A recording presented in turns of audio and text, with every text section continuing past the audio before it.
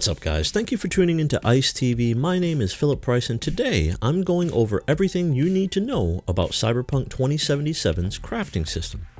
If you find this video or any of my videos helpful, please make sure to like and subscribe. Doing so helps the channel to grow. If you have any questions, helpful tips, or if you notice something that I left out in this guide, please make sure to let us know in the comments below. In Cyberpunk 2077, V can craft everything short of food and vehicles. There are 6 main crafting specs categories: consumables, clothing, weapons, mods, crafting components, and quick hacks. Now, these categories break down further into subcategories, and if you want to count each as its own, there are actually 17 different crafting spec categories, but bump that noise, I like to keep things simple. Consumables are essentially the health inhalers. Clothing is clothing, and weapons are, well, weapons. Guns, blades, grenades, and blunts. No, not those kinds of blunts. Blunt weapons, like pimp canes, baseball bats, police batons, this thing. Mods, on the other hand.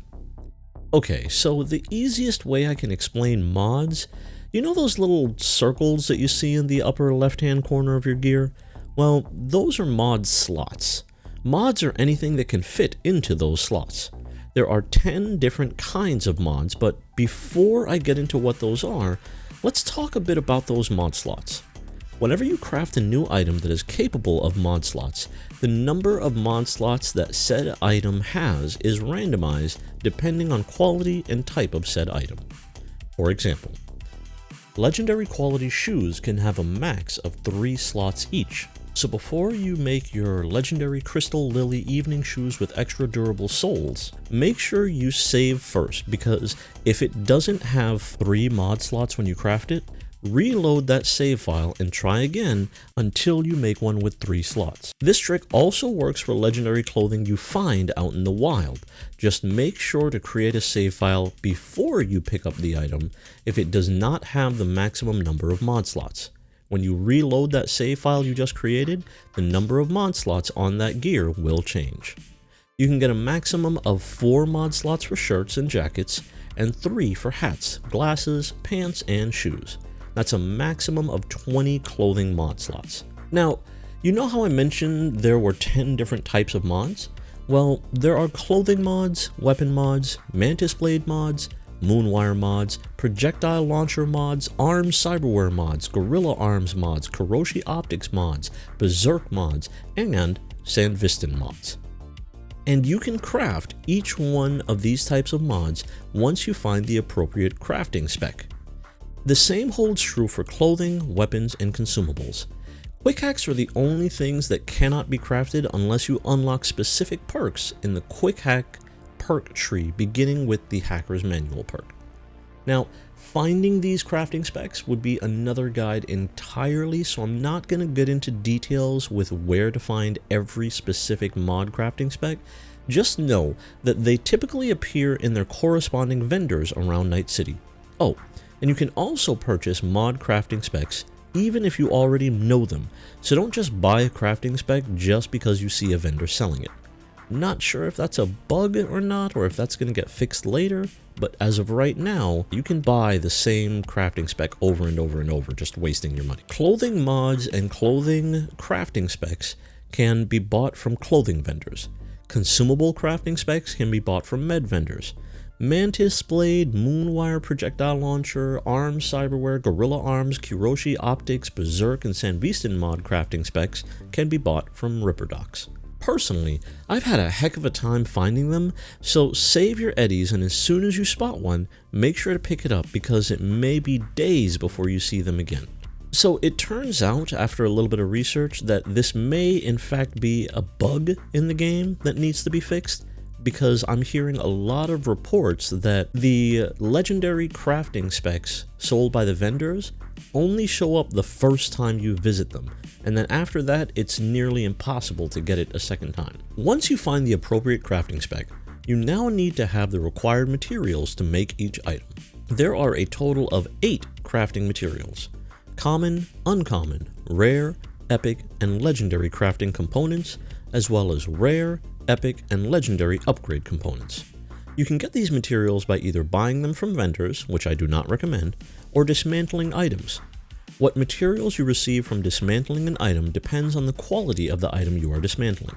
For example, the only way you can get legendary upgrade components from dismantling an item is by dismantling legendary quality items.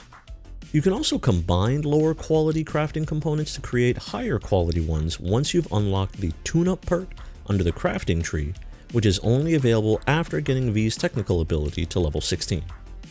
Alright, I feel like this is a lot of information that we've covered so far, and I don't want to overload you with information, so now let's talk about how you actually craft to wrap this guide up before things get any more complicated. You start the game already knowing how to craft a few items, specifically the FGX Frag Grenade, the Bounce Back Mark I, and the Max Stock Mark I. As you craft more and more items, you will gain crafting skill XP. You will automatically unlock 10 new crafting specs when V's crafting skill increases to certain levels. You will unlock 10 uncommon specs at level 6, 10 rare specs at level 9, 10 epic specs at level 13, and 10 legendary specs at level 18. When you select an item to craft, you can see what ingredients are required here. And when you dismantle items from your backpack screen on the left, you can see how many of each ingredient you'll receive for each item dismantled, even before you dismantle it. Now, if you're planning on taking the dive into crafting, there are a couple of perks that are must-haves and a few that I personally recommend. The must-have perks are the mechanic perk, which gives you more ingredients when disassembling items, and the workshop perk, which gives you up to a 15% chance to get a free ingredient when dismantling an item.